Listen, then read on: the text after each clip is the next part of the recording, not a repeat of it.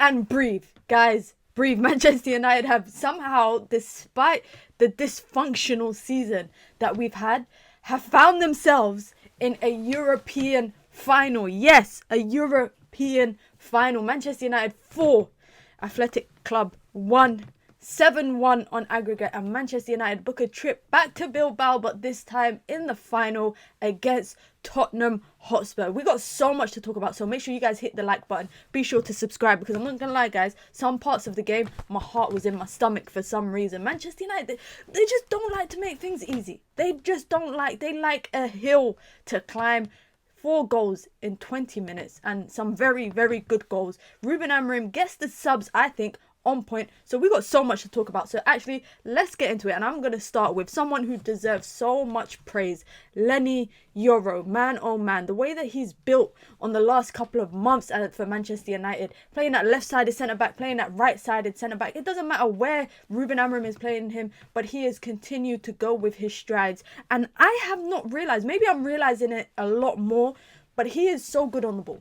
Coming out of the back with the ball at his feet, progressing the ball forward, especially since Leach has been out injured. Leny Yoro has been that bright spark for Manchester United. And I know Arsenal fans sing about Declan Rice, we got you at half price, but I genuinely feel that about Leny Yoro, because he is one of the younger players in Europe, and his high ceiling, the ceiling that he has, the product that he can be, I can't even fathom, I can't even begin to imagine how good he will be with experience, with accolades, with trophies under his belt. And I'm so glad he's a Manchester United player, because he actually made the first half, or the first 60-ish minutes, more bearable, because it seemed like Manchester United just lost their head a little bit. I'm going to be honest, especially in the second half, and that goal that Manchester United actually concede, Onana gets 2 hands on it. I don't know if it's his palms or his fingertips, but I just feel like getting 2 hands behind the ball is already difficult. So you've done the difficult part. Just try and get more power behind it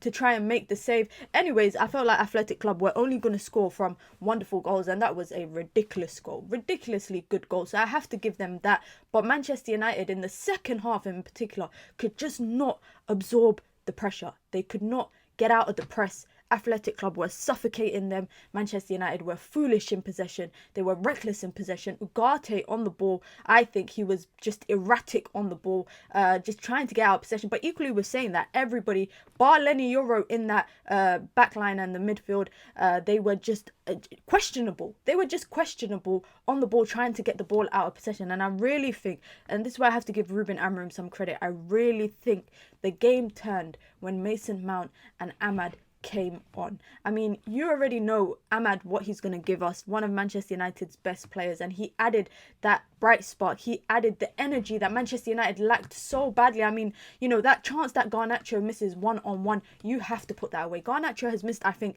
is it like 16 big chances this season? Most of them coming in the Premier League, but some of them in Europa League. These one-on-one chances that he's not slotting away. Dogu plays a great weighted pass, which I think was probably one of his better contributions in the game. And Garnacho, for me, has to put that away. But I don't want to dwell on it too much. But I do also think about the prospect of the final and those kind of moments. That is the difference maker. You have to put those away. So Alejandro Garnacho, you need to do better. And like I said, him coming off and Ahmad coming on, I think Ruben Amorim got it spot on. Completely changed the trajectory of Manchester United's second half, because before those substitutions, Manchester United were trying to absorb the pressure and they absolutely struggled to do so. But Mason Mount, I think he's arrived.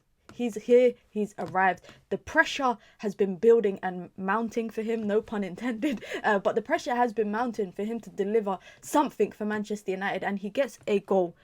Not only 1 goal, but 2 goals. 2 great goals. I mean, that first goal, I'm not gonna lie, it had sparks of Kobbie Mainoo. It reminds me of a goal that Kobbie Mainoo scored. I think it was against Liverpool last season. It reminded me exactly of that. And again, who does that come from? It comes from Leny Yoro. It comes from Leny Yoro progressing the ball and finding the pass. But Mason Mount has so much work to do in that particular moment, because he's got 2 defenders on him, one on either shoulder. Gets away from them. First time on the turn.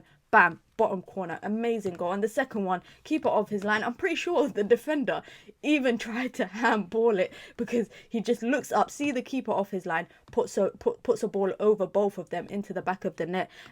Great Casemiro. Redemption era, a player that was not rated by Ruben Amorim. Let's be honest, Ruben Amorim even said that he is pleasantly pleased with the way that Casemiro has just kept his head down and gone about business. Even under Erik ten Hag earlier in the season, I always said it, Casemiro is not a bad player. It's just the system that he was playing in. Now he's playing in a system where he's allowed to flourish. He can excel in the things that he's better at, and he has less defensive duties. I know, having Ugarte next to him and the back three behind him as well. But Casemiro getting that goal, he's been so immense for Manchester United in the knockout stages of the Europa League. Let's be honest. Against Sociedad in both legs, against Lyon especially in both legs, and again, both of these legs as well against Athletic Club.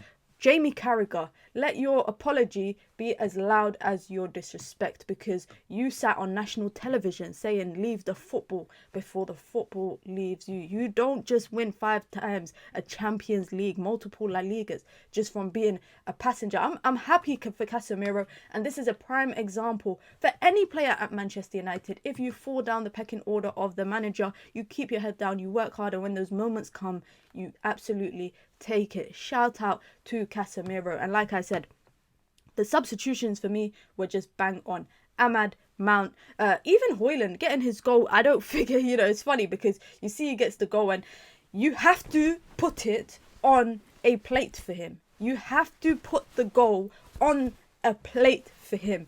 And that's the only way it's guaranteed to go into the back of the net. And who does that start off from? Lenny Yoro. Again, on the right side this time, progressing the ball, finding Patrick Dogu, who finds Ahmad with the overlap. Ahmad doesn't have an easy job there. He does a difficult job to find a player in the box. And Rasmus Højlund for once. And it's funny because a couple of minutes before that, Ahmad was progressing the ball and Højlund's just static. And he's telling Højlund, you need to make that diagonal run because, the play just broke down. He just had to stand there 2, 3, 4 yards away from goal and put it into the back of the net. But listen, guys, word to Kobe Bryant, to the late Kobe Bryant, job's not done. The job is not done. We cannot let Tottenham, forget win a trophy, but a European trophy at our hands. It cannot happen. Forget losing in a European final to anyone. We cannot lose to Spurs. And I'm nervous. I'm nervous, but I'm excited because Manchester United haven't beaten Spurs this season. We lost to them in the Carabao Cup, lost 2 times to them in the league. The latter stage back in February being an absolute snooze fest that they won 1-0, 3-0 at the beginning of the season, and then that 4-3 filler in the Carabao Cup. We haven't actually comfortably beat them since Erik ten Hag's first season. So I'm nervous. I'm actually really, really nervous. I'm really, really worried if Manchester United play the way that they did over 60 minutes today in that final. But now Man United got 2 weeks to rest, to recover, for the important players to get a little bit of game time, maybe not too much in the Premier League, because let's be honest, there's nothing else for Manchester United in the Premier League. And all eyes are on the Europa League final. But the job is not done. It's crazy that despite the absolute roller coaster of a season that it's been, and it's been an absolutely scary roller coaster to be on, Manchester United find themselves in a European Cup final and can find themselves in the Champions League next season. I don't know how you lot are feeling about it. I'm feeling so nervous at the possibility of losing it, but I'm trying to not dwell on that. I think particular performances today can absolutely help Man United to build on it. I mean, Ahmad, Mount, Bruno, Lenny Yoro. But the final, everybody has to be on their A game. I'm not going to lie. Everyone has to. From minute 1, we have to be on it. I had a 12-hour shoot today for an advert, guys, that I was filming. And for 60 minutes, I was just watching United thinking, should I just go to sleep? Because I'm absolutely shattered. But I'm so glad I stayed up for that, because those 20 minutes just gave me a glimpse into the possibility of what could happen in 2 weeks' time. Ruben Amorim in his first season can pick up a trophy. Some of these players in their first season for United could pick up a trophy. Ineos in their first full season running the footballing side of Manchester United could lead Man United to a trophy, but the lights and the questions are still on them despite that. I think the final is so big for Man United, not just for the season, but for what next season can be. Being in Champions League, the budget in the summer transfer window, the players that you're able to attract. We're linked to Mbeumo and Cunha, but these are big factors to consider. And like I said, the biggest factor of it all, we cannot let Spurs win a trophy against us. We can't let it happen. Let me know your thoughts below. How are you lot feeling? We are on our way to a European final, and for once I think all Manchester United fans in the world are absolutely happy today. But the job's not done. Job is not done. Let me know your thoughts down below. Be sure to hit the like button, guys. Be sure to subscribe as well if you're new here.